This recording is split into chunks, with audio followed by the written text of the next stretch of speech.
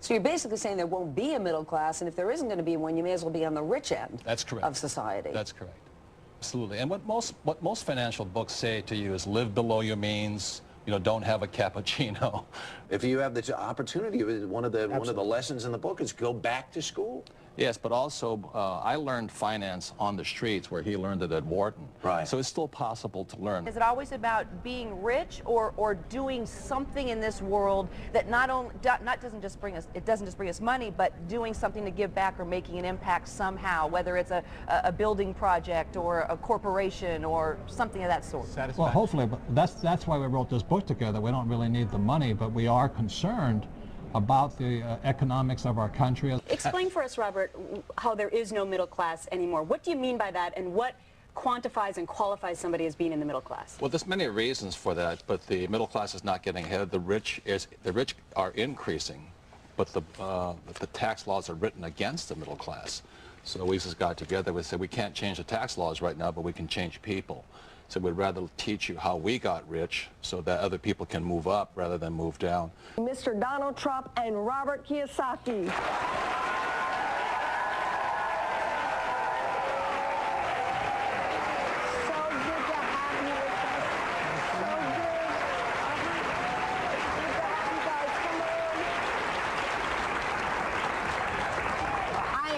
That you're with me. So somebody just starting out, this whole craze about using your own realtor, going to Staples and finding these kits online and somehow saving yourself some money, you could lose money in the end? Well, you could, but if you did that, I would still recommend you get a real estate attorney to check over the transaction. You could probably save a few dollars that way. But it is a legal transaction, and you got to be very careful, because if it's your primary residence, you don't want to be evicted in the middle of the night. We're back. Donald Trump and Robert Kiyosaki define rich. Well, look, rich is a state of mind more than anything else. If you feel you're rich, and if you're happy, and if you have a wonderful family, you're rich. And this doesn't just have to do with money. Define it financially. Forbes defines it as $1 million a year in passive income, whether you work or not. That's a specific definition of it.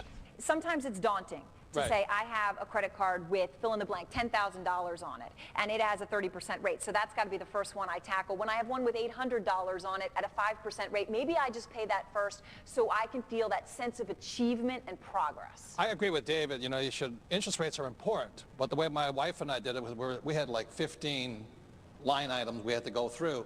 We took the first one we could pay off the fastest. We hung it on our refrigerator, and when we paid that thing off, we drew a line through it. And we kept drawing lines through it. So I didn't go after the interest rate, which is good to do. I went after which one can I attack first, and I do mean attack. Robert, where is all of this going? It seems that it is high political season to sort of target the rich, make them look bad. You're saying that we should be pursuing becoming rich ourselves and not bashing those who already are. Do I have that right? That's my example. If you think the government's here to help you, I think you're badly mistaken. And I think there's no difference between a Democrat or a Republican. They both come from the same bolt of cloth. You look at John Kerry and George Bush. They went to the same school, belonged to the same societies. And they, as you and I know, it's the political action committees that determine which way the votes go. So I really feel for the poor and the middle class simply because they have no representation in Congress.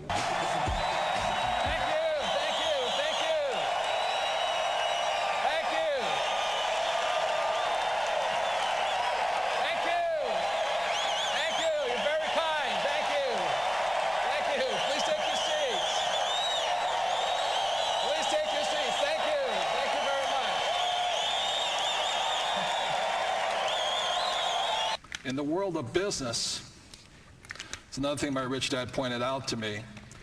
In the world of business, there are 4 types of people. And E stands for employee, S stands for small business or specialist, B stands for big business like Bill Gates, and I stands for investor. Our school systems do a pretty good job of educating us for here. So my poor dad always said to me, son, you go to school so you can get a job. So that's an employee's mentality. Good benefits, you know, 401k, retirement plan, blah, blah, blah. My mother, on the other hand, and I used to argue with my dad, I don't really want a job. And my mother would say, you know, don't argue with your dad. You know, so I don't want a job. I want to be independent. She says, why? I said, Mom, I want to be rich.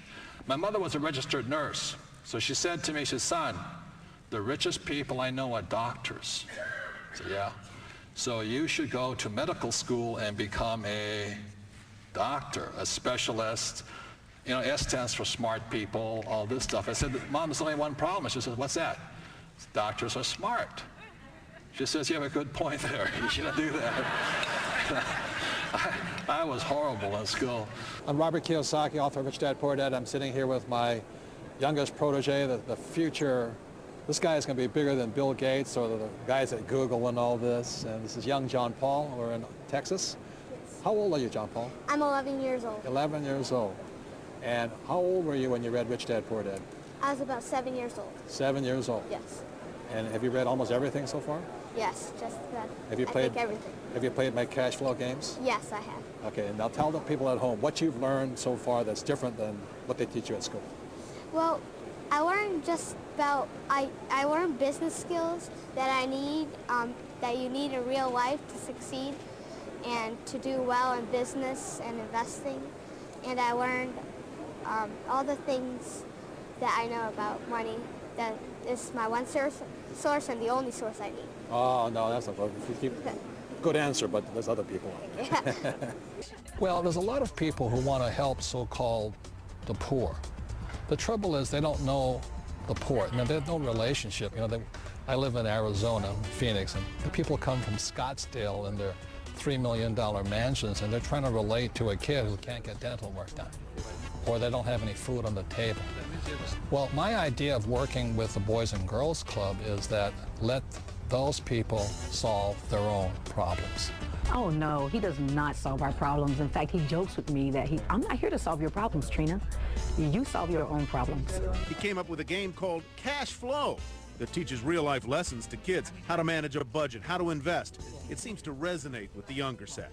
About 1,500. No, you bought 150. How much each worth? When we met, I didn't have any money, and without her, I would never have completed a lot of my work because she was she is the strength behind me. And I fell back on her many times. I know she didn't marry me for my money, but she has really earned the right. She has her own corporation. She has her own accounts. She doesn't need me to take care of her.